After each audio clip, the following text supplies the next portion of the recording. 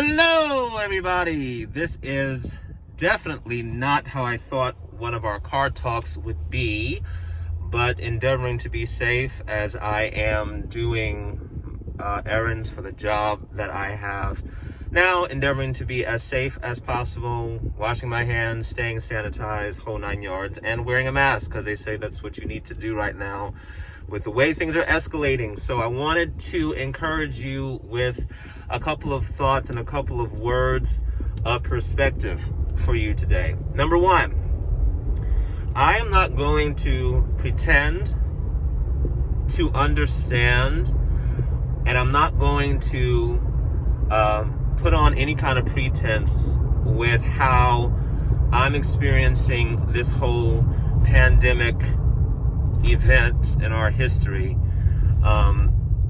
I'm not going to paint it any different than it is for me. And so here's the thing. I still have a job. I am still being paid, which is actually why I'm out in this mask scenario thing, because I'm in the process of running an errand for my job, actually. I still have a job. I'm still being paid. I have plenty of food in my house. My mom and my sister and my dog are with me. They're doing well. My dad in New Jersey, he's doing well. My brother just graduated from the National Guard. He's doing well. My brother in Oklahoma City, he's doing well. So I make no bones about the fact that as far as this whole pandemic goes, God has really, really blessed me and has really kept my family and I in a very supernatural way. And I am 100,000% grateful for that. And I know that that is not the case and not the situation for most people. Most people are struggling and most people are having it hard. A lot of people have lost jobs, or they've been furloughed.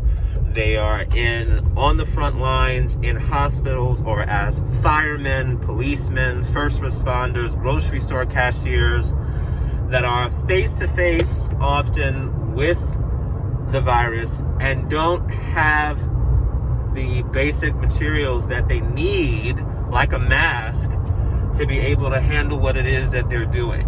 So I do not want to I don't want what I'm about to say to come off insensitive or black and white, because it really isn't. And I do understand that. So having said that, I really believe that it's really important as we are making our way through this event in time that we become extremely mindful of what we are allowing to dominate our minds and our brains, that we really be sticklers and very militant over the thoughts that we are allowing to play in our brains. Because if you're not watching that, and even as good as I've got it, and I'm telling you, I have it really good.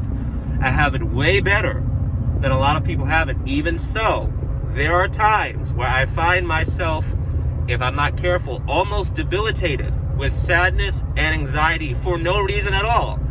But if I give myself the time to actually reflect and look back on what actually caused this sea of sadness to overwhelm me, it has always been a result of a thought or a series of thoughts that I was entertaining way longer than I should have, or that I shouldn't have been entertaining at all. You need to understand three things. Number one, every thought that comes into your head is not your thought. Number two, when you experience a thought pop in your head that's not one that you want to be thinking about, or that you know you shouldn't be thinking about, don't make yourself wrong for it. None of us have been here before. Give yourself a break. No one has been in this kind of crisis on this level, on this magnitude before.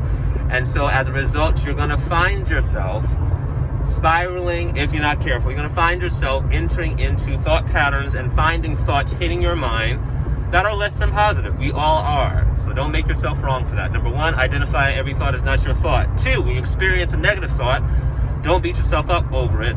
Number three, once you've identified that thought, you've identified the fact that you don't want to think the thought, you don't make yourself wrong for having the thought. Now make a decision of quality to reframe the thought into something positive. I know that's a whole lot easier said than done, and it's simple to do and hard to implement. But if you want to stay afloat in this time and come to the other side of this thing with a even more disciplined mind than you have right now, those are the 3 things you're going to have to do, because it's a daily it's a daily practice that we're all having to do, and sometimes it's a minute to minute, hour by hour, second to second practice that we have to do. But it's something that we're going to have to do if we are going to not just get past this thing and not just survive, but actually thrive in this thing called life. Identify and recognize the fact that every thought that you think is not your thought. Don't beat yourself up for having the thought. And then once you've identified the thoughts, work, and this is where having the Holy Spirit comes into play.